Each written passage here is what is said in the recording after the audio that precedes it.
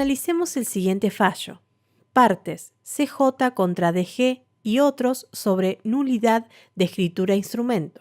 Aun cuando la actora hubiera comprendido el sentido del acto de la compraventa inmobiliaria, se decreta su nulidad ante la evidente desproporción entre el valor real de la propiedad y lo pagado. Sumario. 1. Corresponde confirmar la nulidad del acto de compraventa del inmueble realizada a favor del demandado, pues aun cuando la actora comprendiera el sentido del acto, el hecho de tener miedo a perder su departamento, la falta de familiares que podrían haberla aconsejado y la relación de confianza que había generado y depositado en el emplazado, fueron las causas para que éste se aprovechara de ello y la llevara a concretar el negocio por un precio alejado al valor real del inmueble. 2. Se juzga que el elemento objetivo del vicio de lesión se encuentra configurado en virtud de la notable y prácticamente grosera desproporción que se observa entre el valor real del inmueble y lo efectivamente abonado por el demandado, todo lo cual justifica la declaración de nulidad del acto de compraventa inmobiliario. En este caso, estamos ante una situación donde una persona ha celebrado un contrato de compraventa. ¿El contrato de compraventa es un acto jurídico? El acto jurídico es un hecho jurídico, que es humano. Además, es voluntario porque es realizado con discernimiento, intención y libertad, y es un hecho que se ha manifestado mediante una declaración de voluntad.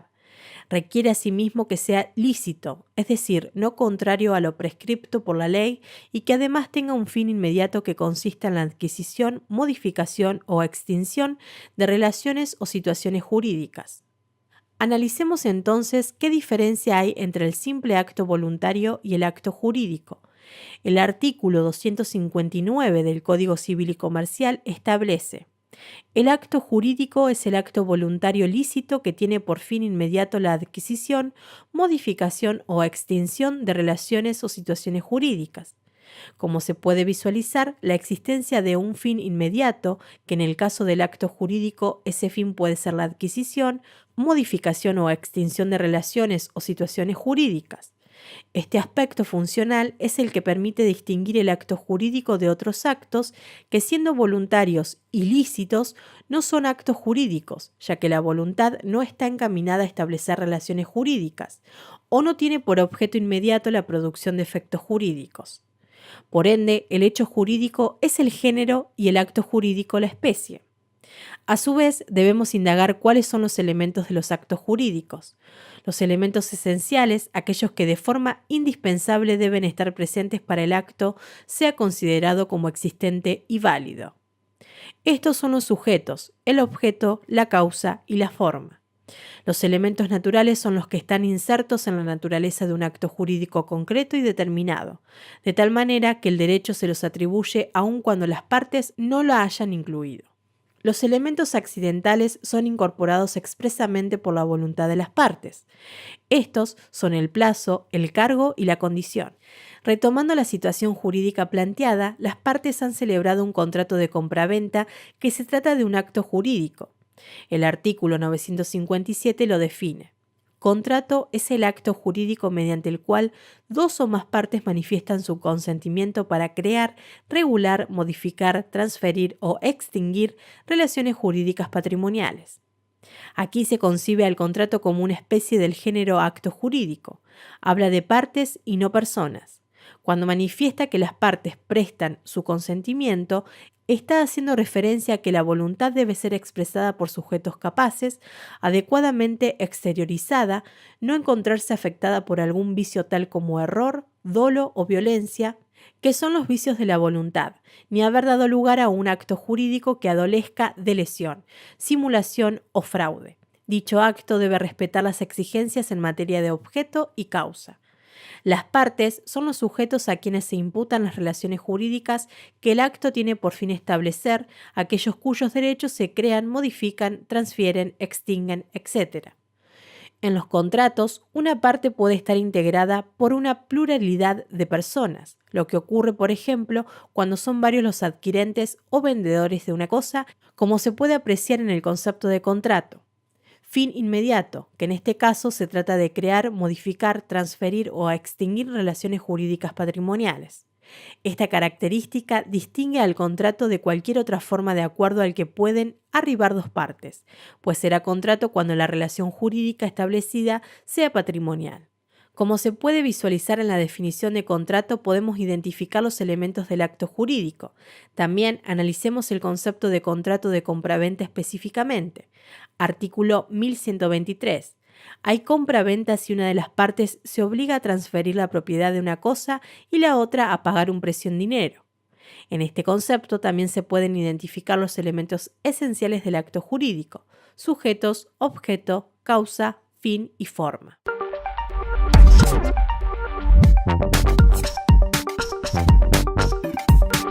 Analicemos el siguiente fallo. Partes: CJ contra DG y otros sobre nulidad de escritura instrumento. Aun cuando la actora hubiera comprendido el sentido del acto de la compraventa inmobiliaria, se decreta su nulidad ante la evidente desproporción entre el valor real de la propiedad y lo pagado. Sumario. 1. Corresponde confirmar la nulidad del acto de compraventa del inmueble realizada a favor del demandado, pues aun cuando la actora comprendiera el sentido del acto, el hecho de tener miedo a perder su departamento, la falta de familiares que podrían haberla aconsejado y la relación de confianza que había generado y depositado en el emplazado, fueron las causas para que éste se aprovechara de ello y la llevara a concretar el negocio por un precio alejado al valor real del inmueble. Como se puede apreciar en la situación, no se ha celebrado cualquier contrato de compraventa, sino un contrato de compraventa cuyo objeto recae sobre inmueble. Como desarrollamos previamente, el contrato es un acto jurídico. El artículo 1123 del Código Civil y Comercial define el contrato de compraventa diciendo: hay compraventa si una de las partes se obliga a transferir la propiedad de una cosa y la otra a pagar un precio en dinero. El contrato de compraventa como acto jurídico puede ser verbal o escrito, pero en algunos casos la ley exige que sea realizado por escrito y elevado a escritura pública. La forma es el conjunto de prescripciones respecto a las solemnidades que deben estar presentes al momento de la celebración de acto para el mismo sea válido. Es el elemento externo del acto. La regla en los actos jurídicos es la libertad de formas, es decir, que las partes, mediante la autonomía de la voluntad, pueden elegir la forma para celebrar el acto jurídico, pero existen ciertos límites que impone la ley donde para ciertos actos jurídicos se exige una determinada forma. Los actos jurídicos pueden ser formales, que son aquellos que en virtud de la ley o de la voluntad de las partes deben ser otorgados para determinadas solemnidades, y los actos jurídicos no formales o de forma libre, que pueden realizarse bajo cualquiera de las formalidades idóneas para exteriorizar la voluntad. A su vez, los actos jurídicos formales se dividen en actos formales de solemnidad absoluta, actos formales de solemnidad relativa y actos formales no solemnes. Los actos formales de solemnidad absoluta son aquella cuya eficacia depende del estricto cumplimiento de las formalidades legalmente impuestas, de modo que la inobservancia de la forma prescripta acarrea la nulidad del acto, privándolo de todo efecto jurídico, por ejemplo, el matrimonio, la donación de inmuebles, el testamento. Por otro lado, los actos formales de solemnidad relativa son aquellos en los que la eficacia del acto depende del cumplimiento de una formalidad determinada, cuya inobservancia, si bien priva al acto de sus efectos propios, no impide que produzca otros efectos jurídicos previstos en la ley, como sucede, por ejemplo, con la transmisión de la propiedad de cosas inmuebles. Este sería el caso que estamos analizando, donde se celebra un contrato de compra-venta de un inmueble. La regla es que los contratos que tienen por objeto la adquisición, modificación o extinción de derechos reales sobre inmuebles deben ser otorgados por escritura pública. Ahora bien, si la compraventa se realiza mediante boleto privado de compraventa, que es muy frecuente que se celebre de esta forma tratándose el boleto de un instrumento privado, no es que el contrato será nulo, sino que se generará en la persona del vendedor una obligación de hacer, la de otorgar la escritura pública. En este supuesto, el incumplimiento de la formalidad exigida, la escritura pública, impide que el acto produzca sus efectos propios, pero se produce la conversión del negocio, pues la ley le reconoce la eficacia de otro negocio jurídico distinto. Por ende, el incumplimiento de la forma no acarrea la nulidad del acto en cuanto impide la obtención de los efectos jurídicos buscados en forma inmediata por el otorgante. Es decir, la compraventa será válida como contrato, pero lo que no sucede es la transmisión del derecho real de dominio en cabeza del adquirente hasta tanto se realice la forma impuesta que es la escritura pública. Los boletos de compraventa instrumentan promesas de venta de inmuebles por instrumento privado. Tanto el comprador como el vendedor pueden recurrir al juez para exigir a la otra parte el cumplimiento del contrato. Luego tenemos los actos formales no solemnes. Son los que pueden ser otorgados bajo cualquier formalidad, aunque la prueba de su celebración depende del cumplimiento de la formalidad exigida por la ley. Por ejemplo, la forma escrita se requiere para acreditar el pacto de retroventa, el pacto de preferencia, el contrato por tiempo indeterminado, entre otros. Los actos no formales son aquellos en los que las partes pueden elegir libremente el modo en el que han de expresar su voluntad, rigiendo el principio de libertad de formas, pues se trata de actos con forma libre.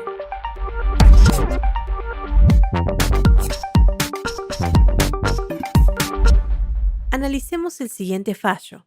Partes CJ contra DG y otros sobre nulidad de escritura instrumento.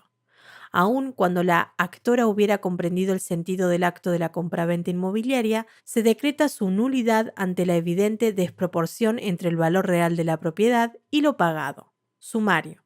1.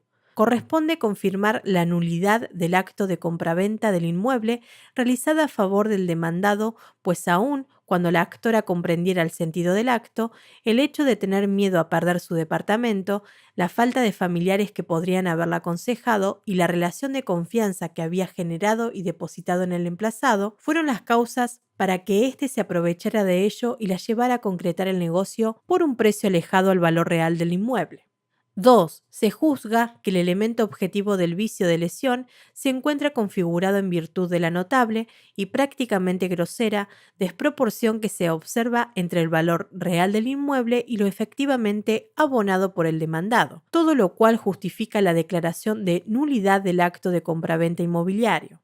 3. Resulta evidente la lesión en el plano subjetivo, pues no puede pasarse por alto la avanzada edad de la actora, su estado civil, es decir, viuda, el hecho de que no tuviera hijos y su reducido círculo de amistades. En efecto, aun cuando gozara de buena salud y de independencia, no es menos cierto que la sumatoria de estas circunstancias la llevaron a creer que el demandado estaba salvaguardando su patrimonio y la confianza depositada pudo más que el desequilibrio del negocio extremo que estaba realizando. Los vicios de los actos jurídicos son defectos, imperfecciones o anomalías susceptibles de provocar la ineficacia del negocio por atentar contra la licitud, la buena fe o perjudicar los intereses de terceros. Entre ellos podemos mencionar a la simulación, la lesión y el fraude. La buena fe es un principio general del derecho que veda el ejercicio abusivo de los derechos y sustenta nuestro ordenamiento jurídico positivo. Los vicios de los actos jurídicos no atacan la voluntad de los sujetos, sino que conciernen a la causa de celebración del negocio, pues éste, pese a realizarse en forma adecuada y regular, se utiliza para obtener una finalidad ilícita. En el fallo planteado, la compraventa de inmueble se encuentra viciada por la existencia de lesión. El código no define la lesión, sino que directamente indica los efectos que despliega cuando el acto se encuentra viciado. El artículo 332 dispone: puede demandarse la nulidad o la modificación de los actos jurídicos cuando una de las partes, explotando la necesidad, debilidad psíquica o inexperiencia de la otra, obtuviera por medio de ellos una ventaja patrimonial evidentemente desproporcionada y sin justificación. Se presume, excepto prueba en contrario, que existe tal explotación en caso de notable desproporción de las prestaciones. De este artículo se desprende que los elementos de la lesión son: 1. Elemento subjetivo. Respecto al mismo, deben coexistir dos presupuestos que incluso aparecen en sujetos distintos: la necesidad, debilidad psíquica o inexperiencia en el lesionado y el aprovechamiento de esa situación de inferioridad por parte del lesionante o sujeto activo. Casos paradigmáticos que la doctrina utiliza para patentizar esta situación de inferioridad son aquellas personas que, por su juventud o bajo nivel sociocultural, no han tenido capacidad para comprender cabalmente el negocio que están celebrando ni sus efectos. Importa entonces la falta de conocimientos que tiene el sujeto respecto del acto en el momento de su celebración. En el caso planteado se hace referencia a los elementos subjetivos cuando se menciona aun cuando la actora comprendiera el sentido del acto, el hecho de tener miedo a perder su departamento, la falta de familiares que podrían haberla aconsejado y la relación de confianza que había generado y depositado en el emplazado, fueron las causas para que éste se aprovechara de ello y la llevara a concretar el negocio por un precio alejado al valor real del inmueble. 2. El elemento objetivo. Se refiere a los beneficios patrimoniales obtenidos por el lesionante mediante la explotación de la situación de inferioridad del lesionado. No toda desproporción de prestaciones logra configurar este elemento, sino que para lograrlo, la misma debe ser evidente o notable, en sentido de grande, grave o chocante, es decir, que sea ostensible, advertible a simple vista. Por otra parte, a más de desproporcionada, la ventaja patrimonial debe ser injustificada. Además, se exige que esa ventaja excesiva se obtenga sin justificación, lo que implica efectuar una indagación acerca de la causa fin del negocio, pues si quien celebró el negocio pretendió efectuar una liberalidad, dicho acto jurídico escapará a la teoría de la lesión. En el caso planteado se alude al elemento objetivo cuando se menciona: se juzga que el elemento objetivo del vicio de lesión se encuentra configurado en virtud de la notable y prácticamente grosera desproporción que se observa entre el valor real del inmueble y lo efectivamente abonado por el demandado, todo lo cual justifica la declaración de nulidad del acto de compraventa inmobiliaria.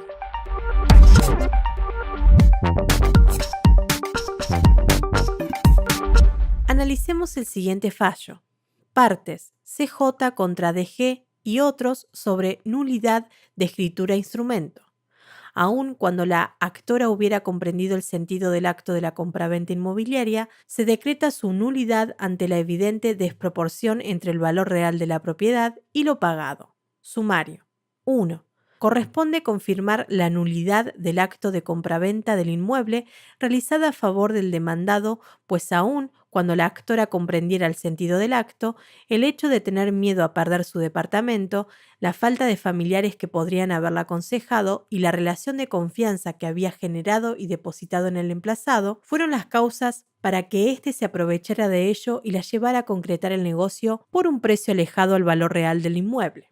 La ineficacia de los actos jurídicos puede tratarse de ineficacia estructural, la cual proviene de vicios existentes en el momento mismo de la formación del negocio jurídico y que atañe a su estructura, es decir, que se localiza dentro del mismo. Por ejemplo, la falta de capacidad de una de las partes o presencia de un vicio de la voluntad o del acto jurídico. También puede tratarse de ineficacia funcional, la cual adquiere relevancia con posterioridad a la celebración del acto y en virtud de causas que se hallan fuera de su estructura. Por ejemplo, el contrato se extingue porque una de las partes no lo cumple y la otra ejerce la facultad de resolverlo.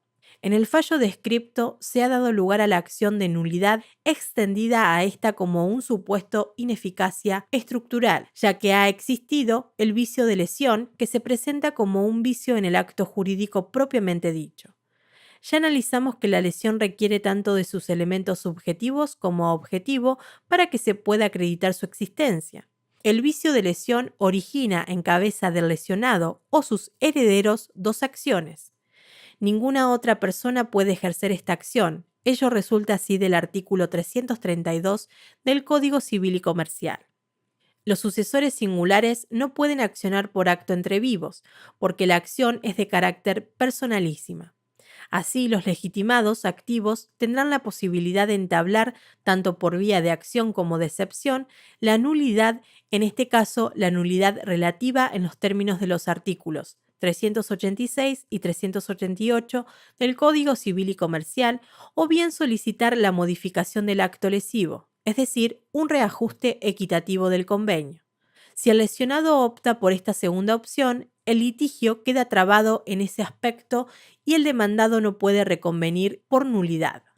Ahora bien, en el caso de que el lesionante demande por nulidad, el demandado puede, al contestar la demanda, modificar dicho reclamo en acción de reajuste. Se ofrece suprimir la desproporción de las prestaciones. ¿Pero qué es la nulidad? Es una sanción legal que priva de sus efectos normales a un acto jurídico en virtud de una causa originaria, es decir, existente en el momento de su celebración. Ineficacia estructural. Esta se clasifica en nulidad absoluta y la nulidad relativa. El artículo 386 del Código Civil y Comercial dispone: son de nulidad absoluta los actos que contravienen el orden público, la moral o las buenas costumbres. Son de nulidad relativa los actos a los cuales la ley impone esta sanción solo en protección del interés de ciertas personas. En el caso planteado de la compraventa viciada con lesión, estaríamos ante un supuesto de nulidad relativa. Esta solo puede declararse a instancia de las personas en cuyo beneficio se establece. Aquí es la víctima de la lesión la que ha planteado la nulidad, atento al artículo 332 que nos dice: puede demandarse la nulidad o la modificación de los actos jurídicos cuando una de las partes, explotando la necesidad, debilidad psíquica o inexperiencia de la otra, obtuviera por medio de ellos una ventaja patrimonial evidentemente desproporcionada y sin justificación. Se presume, excepto prueba en contrario, que existe tal explotación en caso de notable desproporción de las prestaciones. El afectado tiene opción para demandar la nulidad o un reajuste equitativo del convenio, pero la primera de estas acciones se debe transformar en acción de reajuste si éste es ofrecido por el demandado al contestar la demanda. La declaración de nulidad vuelve las cosas al mismo estado en que se hallaban antes del acto nulo, y en caso de tratarse de un acto ya cumplido, obliga a las partes a restituirse mutuamente lo que han recibido en virtud de él. El lesionante debe naturalmente ser considerado como poseedor de mala fe.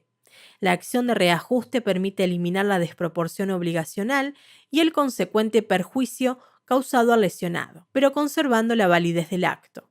De allí la preponderancia que el legislador le ha otorgado por sobre la de nulidad en virtud del principio de conservación del negocio jurídico, por cuanto el demandado por una acción de nulidad puede reforzar el cambio de la acción por la de reajuste, pero no a la inversa. Su fin no es enmendar y eliminar un mal negocio, sino impedir un lucro desmedido e injustificado de quien se aprovechó de la situación de inferioridad de un tercero. Si mediante el reajuste equitativo del negocio dicho lucro se neutraliza y no habría fundamento para declarar nulo el acto.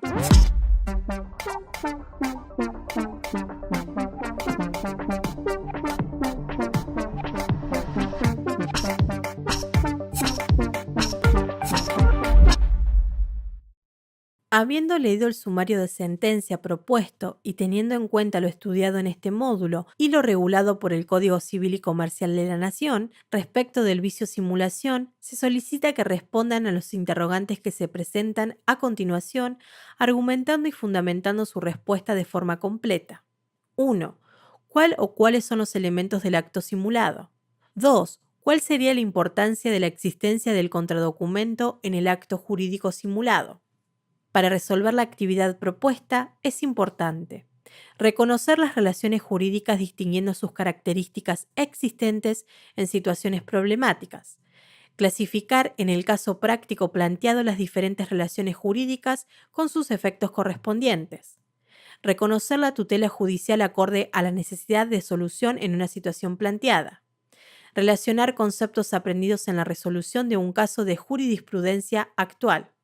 Luego de haber analizado la sentencia propuesta y de relacionar la problemática abordada en la misma con los temas que se desarrollaron en el módulo 4 relativos al vicio de los actos jurídicos denominados simulación, podemos afirmar respecto al primer interrogante que los elementos del negocio simulado son: a. La declaración deliberadamente disconforme con la verdadera intención de las partes.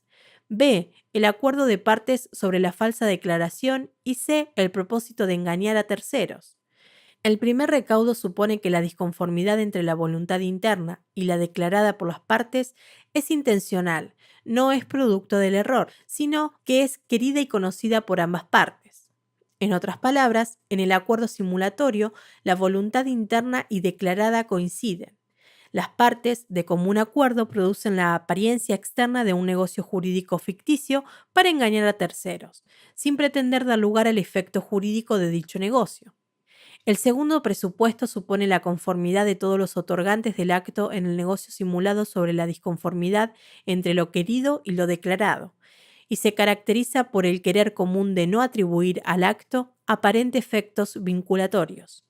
Por último, la acción de simulación requiere el propósito de engañar, que no necesariamente implica ocasionar un perjuicio jurídico a terceros, porque su causa puede ser inocua, en cuyo caso estaremos en presencia de una simulación lícita. O bien puede sí implicarlo, es decir, puede existir el fin de defraudar a terceros, quienes desconocen que el acto es falso, o el de ocultar una violencia legal. Con respecto a la pregunta 2, podemos afirmar que el contradocumento es un instrumento en el cual las partes acuerdan y declaran por escrito la insinceridad de un acto jurídico, es decir, que realizaron un acto simulado, manifestando la verdadera intención y alcance de éste. El contradocumento es la prueba por excelencia entre las partes de la simulación. Este consiste en la prueba inequívoca de los hechos, ya que es la constancia escrita, ya sea mediante instrumento público o privado, en el cual las partes manifiestan el verdadero carácter del acto que ellas han celebrado, por lo que deviene innecesario el aporte de indicios y presunciones que corroboren la realidad a que se refiere. De allí su relevancia probatoria para ciertos supuestos.